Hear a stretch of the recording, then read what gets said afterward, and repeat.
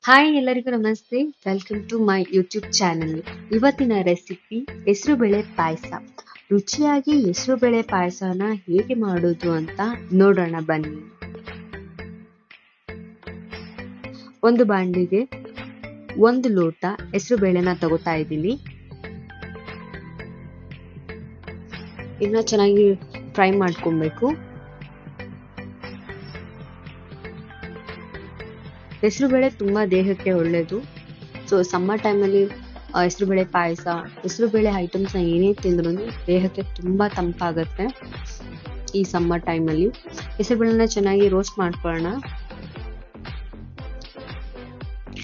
Roast ಆದ ನಂತರ ನಾನಿಲ್ಲಿ ಒಂದು ಕುಕ್ಕರ್ಗೆ ಅದನ್ನ ತೊಳೆದು ಹಾಕೋತಾ ಇದ್ದೀನಿ. ಈ ಚೆನ್ನಾಗಿ ತೊಳೆದ ನಂತರ ಇದಕ್ಕೆ 2 ಗ್ಲಾಸ್ ನೀರನ್ನ ಹಾಕೋತಾ ಇದ್ದೀನಿ. ನಾನು ಸಣ್ಣ ಗ್ಲಾಸ್ನಲ್ಲಿ ಹೆಸರು ಬೇಳೆನ ತಗೊಂಡಿರೋದು. ನಾನು 4 ರಿಂದ 5 ಜನಕ್ಕೆ ನಾನು ಈ ಪಾಯಸನ ಮಾಡ್ತಾ ಇರೋದು. 2 ಗ್ಲಾಸ್ ನೀರ ಹಾಕೊಳ್ಳೋಣ. ನೋಡಿ, ದೊಡ್ಡ ಗ್ಲಾಸಲ್ಲಿ ತಗೊಂಡಿದ್ದೀನಿ ನಾನು. ಹೆಸರುಬೇಳೆ ದೇಹದ ಉಷ್ಣತೆಯನ್ನ ಕಮ್ಮಿ ಮಾಡುತ್ತೆ. ಈ ಸಮ್ಮರ್ ಟೈಮಲ್ಲಿ ಯಾರೇ ಆದ್ರೂ ಕೂಡ ಈ ಹೆಸರುಬೇಳೆ ಪಾಯಸ, ಹೆಸರುಬೇಳೆ ಐಟಮ್ಸ್ನ ತಿಂದರೆ ತುಂಬ ಒಳ್ಳೆಯದು. ಲೈಟ್ ಕ್ಲೋಸ್ ಮಾಡಿ 2 ವಿಜಿಲ್ನ ಕೂಗಿಸ್ಕೊಳ್ಳೋಣ. ಅದಕ್ಕಿಂತ ಮುಂಚೆ ನಾವು ಒಂದು ಸ್ವಲ್ಪ 3/4 ಕಪ್ ರೈಸ್ನ ತೊಗೊಂಡಿದ್ದೀನಿ ನಾನಿಲ್ಲಿ. ಸೊ ಇದನ್ನ ತೊಳೆದು ಅರ್ಧ ಗಂಟೆ ನೆನೆಸಿಟ್ಟಿದ್ದೀನಿ. ಅರ್ಧ ಗಂಟೆ ನೆನೆಸಿಡ್ಬೇಕು ಇದನ್ನ. ಇದಾದ ನಂತರ ನಾನಿಲ್ಲಿ ಡ್ರೈ ಫ್ರೂಟ್ಸ್ನ ತೊಗೊಂಡಿದ್ದೀನಿ.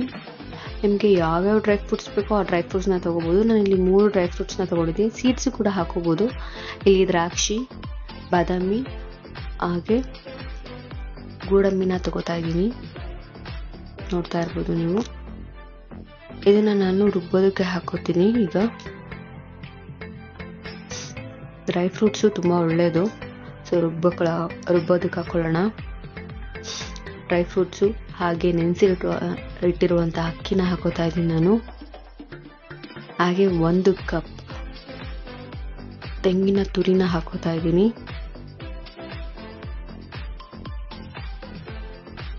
ಇದನ್ನೆಲ್ಲ ಹಾಕಿ ಚೆನ್ನಾಗಿ ರುಬ್ಕೋಬೇಕು. ಇವಾಗ ಹೆಸರುಬೇಳೆನೂ 2 ವಿಷಲ್ ಆಗಿದೆ.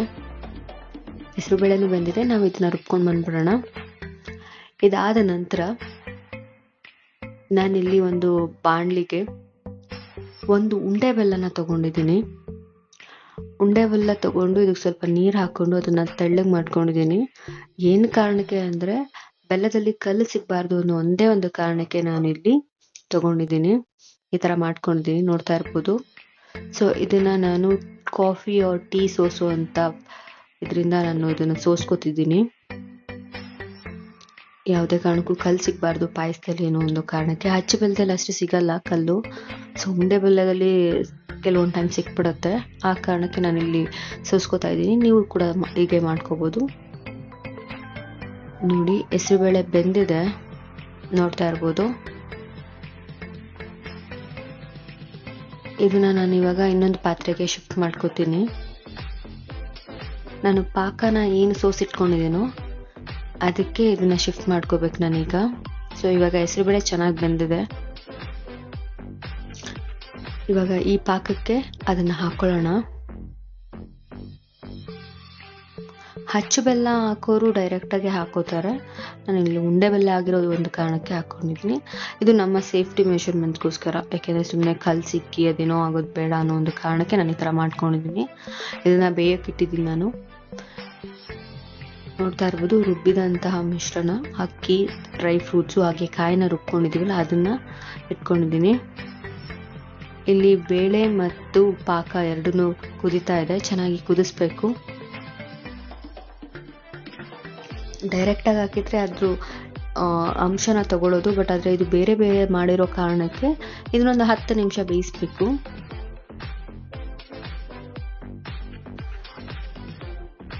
ಈ ಸಮ್ಮರಲ್ಲಿ ತುಂಬ ಅಂದರೆ ತುಂಬ ಕೇರ್ಫುಲ್ ಆಗಿರಬೇಕು. ಈ ಸಮ್ಮರ್ ಟೈಮಲ್ಲಿ ಬಂದಾಗ ನಮ್ಮ ಬಾಡಿ ಉಷ್ಣತೆ ತುಂಬ ಜಾಸ್ತಿ ಆಗುತ್ತೆ. ಕೆಲವೊಬ್ರು ಹೇಳ್ತಾರೆ ಕೋಲ್ಡ್ ಆಗೋದು ಹೇಗೆ ಅಂದರೆ ಹೀಟಿಗೂ ಆಗುತ್ತೆ, ತುಂಬ ಕೋಲ್ಡ್ ಆದರೂ ಕೂಡ ಕೋಲ್ಡ್ ಆಗಿಬಿಡುತ್ತೆ. ಸೊ ಕೆಲವೊಬ್ರಿಗೆ ಓವರ್ ಹೀಟ್ ಆದರೂ ಕೂಡ ಕೋಲ್ಡ್ ಆಗುತ್ತೆ. ಆ ಟೈಮಲ್ಲಿ ಈ ಹೆಸರುಬೇಳೆ ಪಾಯಸನ ಕುಡಿದ್ರೆ ದೇಹದ ಉಷ್ಣಾಂಶತೆಯನ್ನು ಕಂಟ್ರೋಲಿಗೆ ತರುವಂಥ ಒಂದು ಕೆಪಾಸಿಟಿ ಇದೆ ಈ ಹೆಸರುಬೇಳೆ ಪಾಯಸಕ್ಕೆ. ತುಂಬ ಅಂದರೆ ತುಂಬ ಒಳ್ಳೆಯದು. ಸೊ ಅದಕ್ಕೋಸ್ಕರ ಇವಾಗ ನಾನು ಏನು ರುಬ್ಕೊಂಡಿದ್ನೋ ಅದನ್ನು ಹಾಕ್ಕೊಂಡಿದ್ದೀನಿ. ಅದನ್ನು ಕೂಡ ಬೇಯಕ್ಕಿಟ್ಟಿದ್ದೀನಿ. ಅದ್ರ ಜೊತೆಗೆ ಒಂದು ಕಡೆ ತುಪ್ಪ ಹಾಕ್ಕೊಂಡು ಇದಕ್ಕೆ 2 ಸ್ಪೂನ್ ತುಪ್ಪ ಹಾಕೋತಾ ಇದ್ದೀನಿ ಒಂದು ಪ್ಯಾನಿಗೆ. ಇದಕ್ಕೆ ಡ್ರೈ ಫ್ರೂಟ್ಸ್ನ ಹಾಕೊಳ್ಳೋಣ. ನೋಡ್ತಾ ಇರ್ಬೋದು, ಗೋಡಂಬಿ ಮತ್ತು ದ್ರಾಕ್ಷಿ ಡ್ರೈ ಫ್ರೂಟ್ಸ್ನ ಹುರ್ಕೋಬೇಕು ನಾವು ಇಲ್ಲಿ. ಗೋಲ್ಡನ್ ಬ್ರೌನ್ ಬರೋವರೆಗೂ ಹುರ್ಕೊಳ್ಳೋಣ. ಚೆನ್ನಾಗಿ ಫ್ರೈ ಆದ ನಂತರ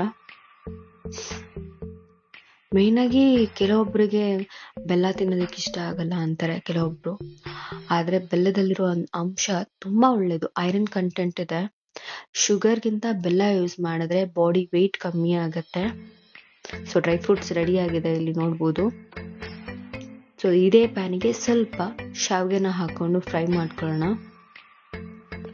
ಆದಷ್ಟು ನೀವು ಶುಗರ್ ಯೂಸ್ ಮಾಡೋಕ್ಕಿಂತ ಬೆಲ್ಲನ ಯೂಸ್ ಮಾಡಿದ್ರೆ ತುಂಬ ಅಂದರೆ ತುಂಬ ಒಳ್ಳೆಯದು. ಈ ಡಯಟ್ ಪ್ಲ್ಯಾನ್ ಇರೋರು ಮೇಯ್ನಾಗಿ ಶುಗರ್ ಯೂಸೇ ಮಾಡಲ್ಲ.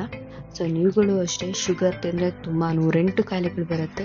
ನ್ಯಾಚುರಲ್ ಆಗಿರುವಂಥ ಬೆಲ್ಲನ ಯೂಸ್ ಮಾಡಿ ಎಲ್ಲ ಅಡುಗೆ ಅಂದರೆ ಸ್ವೀಟ್ಸ್ಗೆ ಅಲ್ಲ, ಹಾಗೆ ಕಾಫಿ ಟೀಗೂ ಕೂಡ ನೀವು ಬೆಲ್ಲದ ಐಟಮ್ನ ತಿಂದರೆ ತುಂಬ ಚೆನ್ನಾಗಿರುತ್ತೆ. ನೋಡಿ, ಎಲ್ಲ ಮಿಶ್ರಣ ಹಾಕಿದ ನಂತರ ಶಾವಿಗೆ ಮತ್ತು ಡ್ರೈ ಫ್ರೂಟ್ಸ್ನ ಹಾಕೊಳ್ಳೋಣ. ಇವಾಗ ಇದಕ್ಕೆ ಏಲಕ್ಕಿ ಪುಡಿನ ಹಾಕೋತಾ ಇದ್ದೀನಿ, ರೆಡಿ ಮಾಡ್ಕೊಂಡಿದ್ದು. ಇದನ್ನ ಇವಾಗ ಚೆನ್ನಾಗಿ ಒಂದು 10 ರಿಂದ 15 ನಿಮಿಷ ಚೆನ್ನಾಗಿ ಕುದಿಸೋಣ. ಕಾಲ ಇದನ್ನ ಚೆನ್ನಾಗಿ ಬೇಯಿಸ್ಕೊಬೇಕು. ಪಾಯಸನ ಚೆನ್ನಾಗಿ ಬೇಯಿಸಿದ್ರೆ ತುಂಬಾ ಟೇಸ್ಟಿಯಾಗಿ ಬರುತ್ತೆ, ಸಖತ್ತಾಗಿರುತ್ತೆ ಪಾಯಸ ಅಂತೂ. ಘಮ ಬರ್ತಿದ್ರೇನೆ ತುಂಬಾ ಅಂತ ಫೀಲ್ ಆಗುತ್ತೆ, ತುಂಬಾ ಚೆನ್ನಾಗಿರುತ್ತೆ. ಸೊ ಇವಾಗ ಪಾಯಸ ರೆಡಿ ಇದೆ, ನೋಡ್ತಾ ಇರ್ಬೋದು. ಹೆಸರುಬೇಳೆ ಪಾಯಸ ತುಂಬಾ ಚೆನ್ನಾಗಿ ಬಂದಿದೆ. ಇದನ್ನ ಸರ್ವಿಂಗ್ ಬೌಲ್ಗೆ ಹಾಕೋಣ.